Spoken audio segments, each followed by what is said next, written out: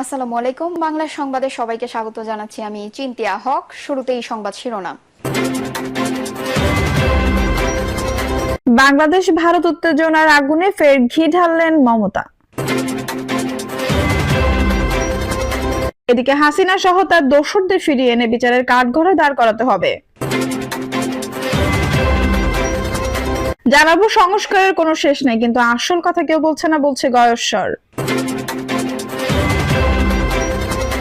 ষড়যন্ত্র মোকাবেলায় জাতিকে ঐক্যবদ্ধ থাকতে হবে বলছেন চরমনাই পীর। এবং সর্বশেষ জানাবো, দখলি জমিতে নির্মিত 47 আওয়ামী লীগ অফিসে তালা।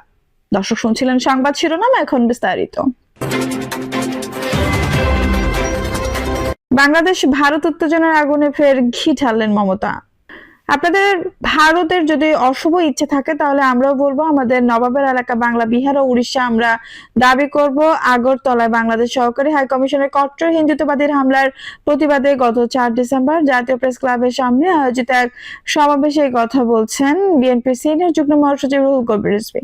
এই বক্তব্য শুনে তেলেবেগুনে জেলে উঠেছেন পশ্চিমবঙ্গের মুখ্যমন্ত্রী মমতা বন্দ্যোপাধ্যায়। রাজ্যের বিধানসভায় নিজের বক্তব্যের সময় রিজভীর মন্তব্যের প্রসঙ্গে টেনেছেন তিনি। বিএনপির শীর্ষ নেতার নাম মুখে না এনেই মমতা বলেছেন, তারা কেউ কেউ বলছে বিহার দখল করব, উড়িষ্যা দখল করব। আমি বলি, ভাই, ভালো থাকবেন, সুস্থ থাকবেন, সুন্দর থাকবেন, কিন্তু এত বড় হিম্মত আপনাদের কেন? কারণেই যে বাংলা বিহার উড়িষ্যা সব নিয়ে নেবেন আর আমরা বসে বসে ললিপপ খাবো। গত 5 আগস্ট আওয়ামী লীগ সরকারের পতনের পর শান্তি সংযমের বার্তা দিলেও হঠাৎ বাংলাদেশ ইস্যুতে উচ্চবাচ্য করছেন পশ্চিমবঙ্গের মুখ্যমন্ত্রী। সম্প্রতি এক বক্তব্যে বাংলাদেশ শান্তিরক্ষী বাহিনী পাঠাতে ভারত সরকারকে জাতিসংঘের সঙ্গে আলোচনা পরামর্শ দিয়েছিলেন তিনি। পরে নিজের দেশেই বেফাঁস এই মন্তব্যের জন্য কথা শুনতে হয়েছে তাকে। ভারতীয় কংগ্রেসের সিনিয়র নেতা এবং দেশটির সাবেক পররাষ্ট্রমন্ত্রী শশী থারুর সরাসরি তাকে উদ্দেশ্য করে বলেছিলেন, জাতিসংঘের শান্তিরক্ষী বাহিনী কোথায় কেন পাঠানো হয় সে বিষয়ে মমতার আদৌ জানাশোনা আছে কিনা সেটা নিয়ে তার সন্দেহ আছে। এদিকে বাংলাদেশ ভারত উত্তেজনার মধ্যে এখন ঢাকার অবস্থান করছেন ভারতের পররাষ্ট্র সচিব বিক্রম মিশ্রি। আমরা সবসময় অতীতেও দেখেছি এবং আমরা ভবিষ্যতে এই সম্পর্ককে একটি জনকেন্দ্রিক এবং জনমুখী সম্পর্ক হিসেবে দেখব, যে সম্পর্কের কেন্দ্রে থাকবে সকল মানুষের কল্যাণ। হাসিনা সহ তার দোসরদের ফিরিয়ে এনে বিচারের কাঠগড়ায় দাঁড় করাতে হবে। ছাত্র জনতা জুলাই বিপ্লবকে সরাসরি উদ্যোগে নানা আয়োজন করে সবার কাছে জাগ্রত রাখার আহ্বান জানিয়েছেন বাংলাদেশ জামায়াত ইসলামীর কেন্দ্রীয় নির্বাহী পরিষদ সদস্য ঢাকা মহানগর দক্ষিণের আমির নুরুল ইসলাম বুলবুল। তিনি বলেন, ফ্যাসিস্ট শেখ হাসিনা ও তার আওয়ামী লীগের নানা অপকর্ম এখানে তুলে ধরা হয়েছে।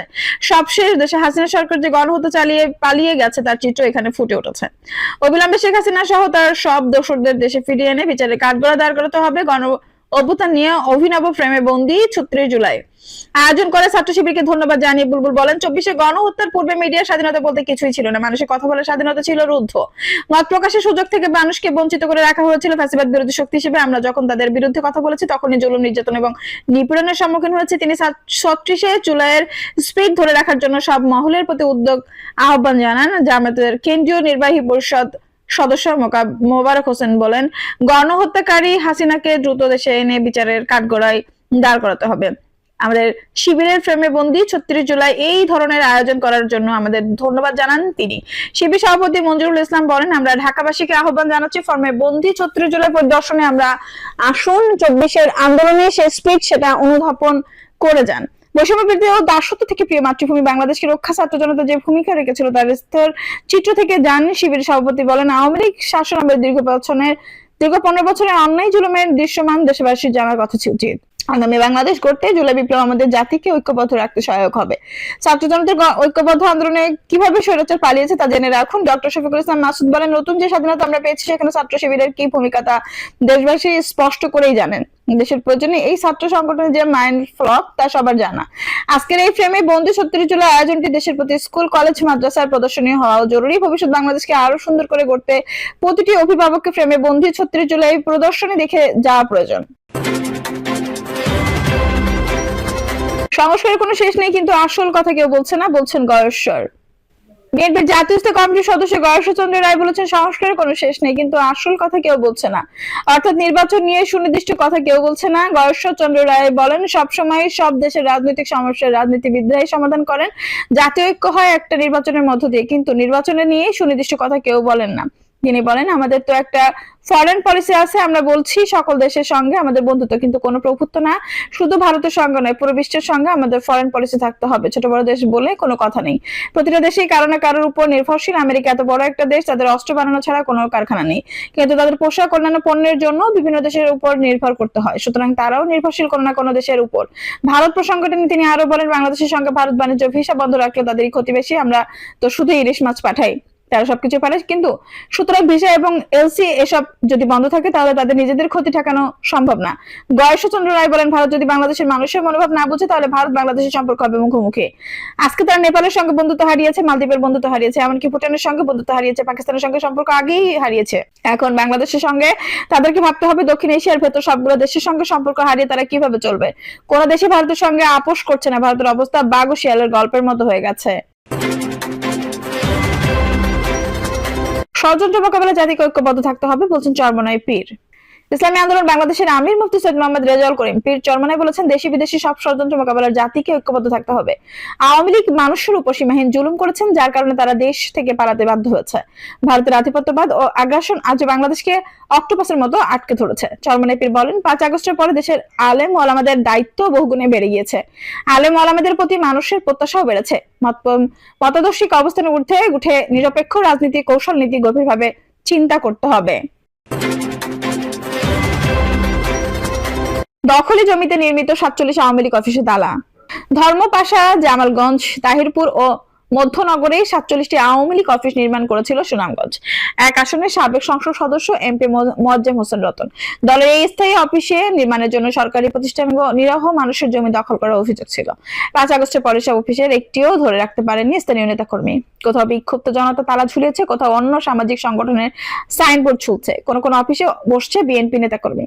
2023 সালে তাহিরপুরের আনোয়ারপুর সমাজ কল্যাণ সংস্থার অফিসে আওয়ামী লীগের সাইনবোর্ড টানিয়ে দলীয় কার্যালয় উদ্বোধন করার অভিযোগ রয়েছে মোয়াজ্জেম হোসেন রতনের বিরুদ্ধে। স্থায়ী বিএনপি নেতা ফেরদৌস আহমেদ বললেন, সংগঠনের সাধারণ সম্পাদক ছিলাম আমি, তবে কোনো প্রতিবাদ করতে পারিনি। সরকারি প্রভাব খাটিয়ে সামাজিক সংগঠনের অফিসে ঝোলানো হয় আওয়ামী লীগের সাইনবোর্ড। ৫ আগস্টের পর বিক্ষুব্ধ জনতা ওই অফিসটিতে তালা ঝুলিয়েছে। পরে শুনেছি ওই অফিসে ভবন করার সময় মিস্ত্রিদের টাকা পরিশোধ করা হয়নি, এখনো টাইলস মিস্ত্রি মজুরি টাকা পাননি। জামালগঞ্জের সাচানা বাজার অফিসেও বিরোধপূর্ণ জমিতে করা হয়েছে। ওই জমিতে তৎকালীন এমপি মোয়াজ্জেম হোসেন রতন আওয়ামী লীগের অফিসের জন্য ঘর নির্মাণ করার পাশে জমির মালিকের কোনো স্থাপনা নির্মাণ করতে পারেননি। জামালগঞ্জ উত্তর ইউনিয়ন বিএনপি সভাপতি আলী আক্কাস মুরাদ বলেন, ৫ আগস্টের পর বিতর্কিত জমিতে থাকা আওয়ামী লীগের অফিস বিক্ষুব্ধ লোকজন ভাঙচুর করেছে। দু একদিন বিএনপি নেতাকর্মীরা ওই অফিসে বসেছেন, পরে তালা দিয়ে অফিসের চাবি বণিক সমিতি নেতাদের কাছে রাখা হয়েছে।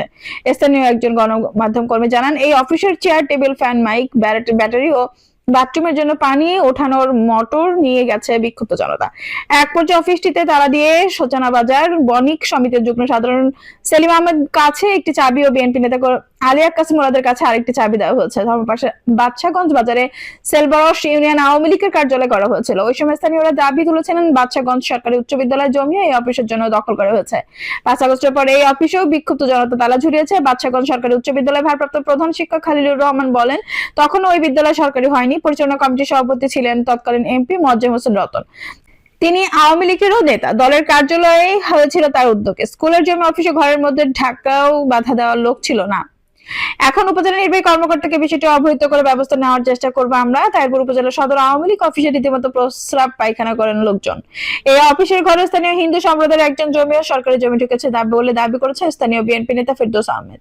৫ আগস্টের পর জামালগঞ্জ উপজেলা সদরের আওয়ামী লীগ অফিসের ফার্নিচার ভাঙচুর, ফ্যান, টেলিভিশন ভাঙচুর করে তালা ঝুলিয়ে বিক্ষুব্ধ জনতা। অফিসের বারান্দায় এখন হকাররা বসে কাপড় বেচেন। এই উপজেলার চাঁদপুরের হারুন মার্কেট আওয়ামী লীগের অফিসে সাইনবোর্ড খুলেন। এখন অগ্নিসেনা যুব সংঘ নামের সংগঠনের সাইনবোর্ড টাঙানো হয়েছে। ৫ আগস্টের পর বিক্ষুব্ধ জনতা এই সাইনবোর্ড লাগিয়েছে। উপজেলার মানানঘাট অফিসে বিগত জাতীয় নির্বাচনে ওই এলাকায় আওয়ামী লীগের প্রার্থী হিসেবে প্রতিদ্বন্দ্বিতাকারী অ্যাডভোকেট রণজিৎ সরকারের ব্যানার টাঙানো ছিল। ৫ আগস্টের পর ব্যানার নামিয়ে অফিস দখলে নিয়েছিল বিক্ষুব্ধ জনতা। এই অফিস এখন বাজারের ব্যবহার করছেন। সুনামগঞ্জ এক নির্বাচনী এলাকার কোন একটি অফিস আওয়ামী লীগের দখলে রয়েছে এমন খবর জানাতে পারেননি আওয়ামী লীগের পালিয়ে থাকা নেতাকর্মী। সাবেক এমপি মোয়াজ্জেম হোসেন রতন ও অ্যাডভোকেট রণজিৎ সরকার ফোন বন্ধ থাকায় এই বিষয়ে তাদের বক্তব্য জানা যায়নি। নাম প্রকাশে অনিচ্ছুক তাহিরপুর উপজেলা আওয়ামী লীগের এক নেতা দাবি করলেন, আওয়ামী লীগের বেশিরভাগ অফিসের জমি দলের কর্মীরা দিয়েছেন। অফিস ঘরের করার টাকা সাবেক এমপি মোয়াজ্জেম রতন সহ দলীয় নেতারা দিয়েছিলেন।